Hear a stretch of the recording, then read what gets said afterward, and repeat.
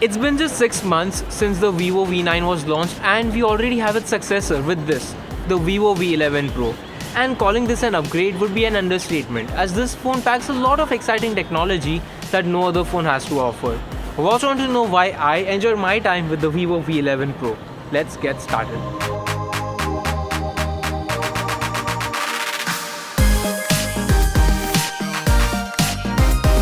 With this phone, Vivo joins the big boys by bringing the cheapest phone with an over 90% screen to body ratio.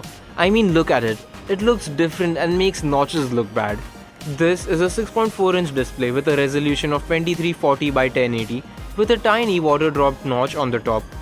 This full view 3.0 display is an AMOLED panel bringing in perfect blacks, rich colors and a very bright display. Probably the best display in this price range. Moving to the back, you get this cool gradient finish called Starry Purple.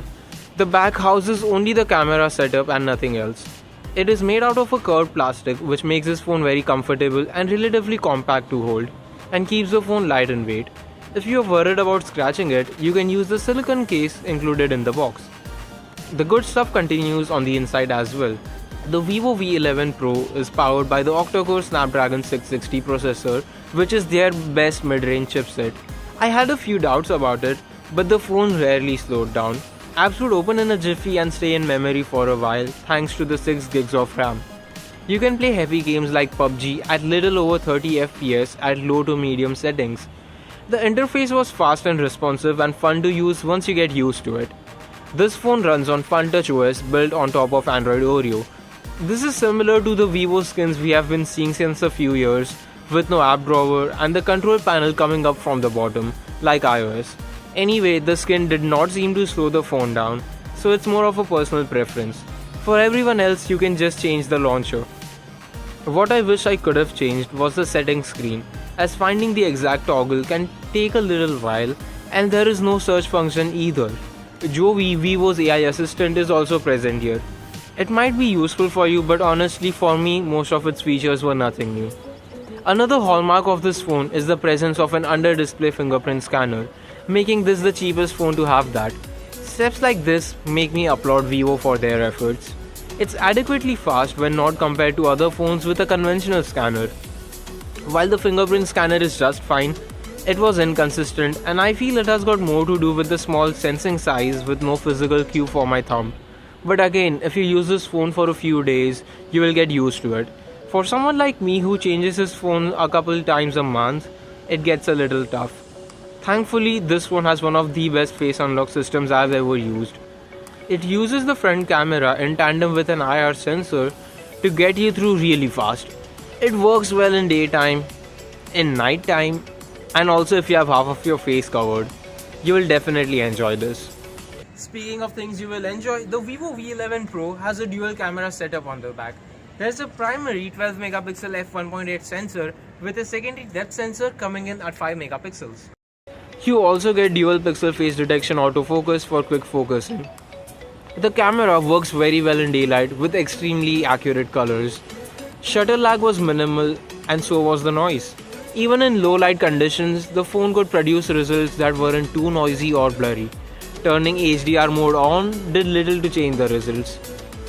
The dynamic range otherwise was very high. The portrait mode worked accurately when used on humans. The front camera has a slew of beauty features which are not as cartoonish as earlier, but I seldom use them. Similarly, you also have some funky lighting options and AR stickers too. Moving to video, this phone can record both 4K and 1080p at up to 30 FPS. While the footage is fine, details do get crushed and the lack of stabilization is evident. This phone has a 3400 mAh battery which provided exceptional battery life for the size.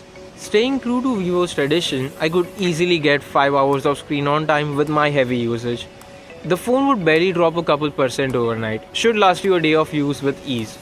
While the phone is futuristic otherwise, charging happens through this aging micro USB port on the bottom.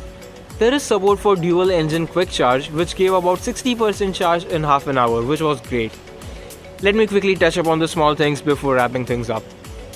The phone comes in this 64GB configuration which can be expanded further via microSD.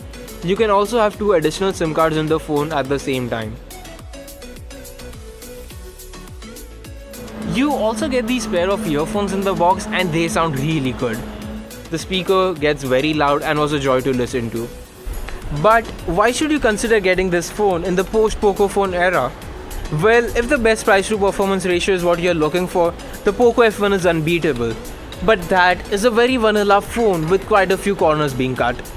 Whereas the Vivo V11 is one of the most ambitious phones around and truly wants to differentiate itself from others in this price segment. If that cool quotient is what you're looking for, while covering the basics like design, display, cameras and battery life, the Vivo V11 Pro might just be your perfect match.